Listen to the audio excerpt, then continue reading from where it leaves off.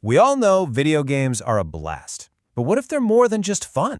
What if they're actually making us smarter? Now, that's a huge claim, right? But scientists have been seriously looking into this, and, well, the evidence is pretty fascinating. Let's dive in. Okay, think about your day-to-day life. You're trying to fire off a quick email, or you're driving in heavy traffic. Our lives are full of split-second decisions. And we all know that feeling, right? The moment you try to rush something, you start making mistakes. So the big question is it even possible to get faster without, getting sloppier? Well, there's actually a name for this. In psychology, they call it the speed-accuracy trade-off. And for a long time, it's been seen as a fundamental rule of how our brains are wired. You speed up, your accuracy goes down. Simple as that. Typing an email faster means more typos. Rushing through a math problem, well, that's a recipe for a bad grade. It just feels like a law of nature. But what if that law could be broken? What if there was a group of people out there who, through sheer practice in these super fast, super complex digital worlds, have somehow hacked their own brains? A group that could bend or maybe even shatter this so-called fundamental rule.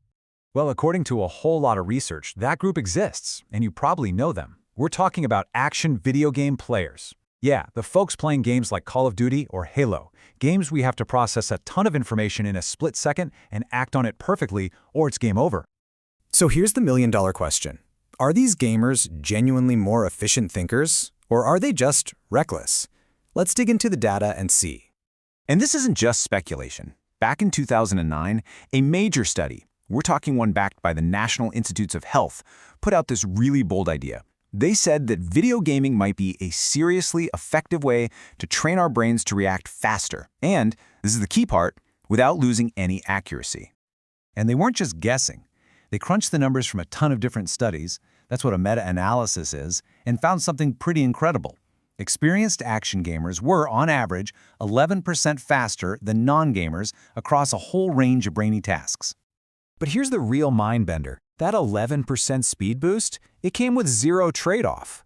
Their accuracy was almost identical to the non-gamers.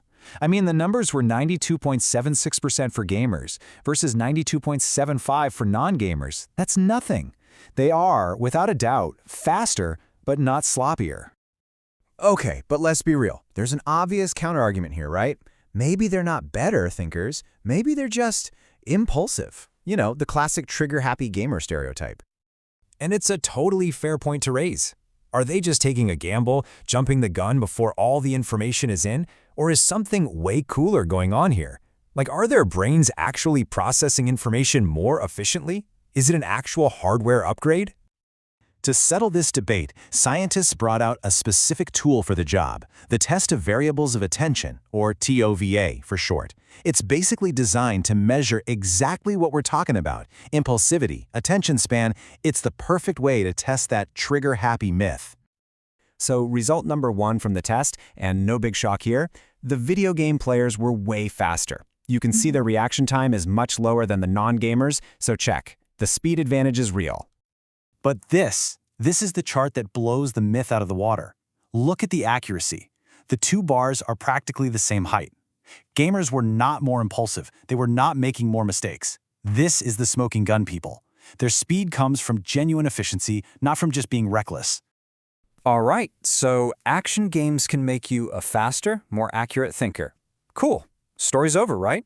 Nope, not by a long shot. Because what happens when you look at other kinds of games, not just the fast-paced shooters? A huge review in 2018 looked at exactly that. And honestly, this is where the story gets even crazier. And what they found was that this isn't just an action game thing. Scientists have studied a whole smorgasbord of genres: puzzles, simulations, strategy games, you name it. And it turns out, different types of games are like different kinds of workouts for your brain. Exactly. Think of it like a mental gym. You don't just go and lift one weight, right? You use different machines to work different muscles. Games work the same way for your brain. Let's take a look at the specifics. And this table lays it out perfectly. It's not one size fits all. Yeah, your action and driving games give you that raw processing speed we've been talking about. But check this out. Puzzle games help you get better at task switching. Action and adventure games can improve your working memory. You're essentially customizing your own cognitive toolkit based on the games you choose to play. How cool is that? But it gets even better. The upgrades aren't just about pure cognitive horsepower, thinking faster or remembering more.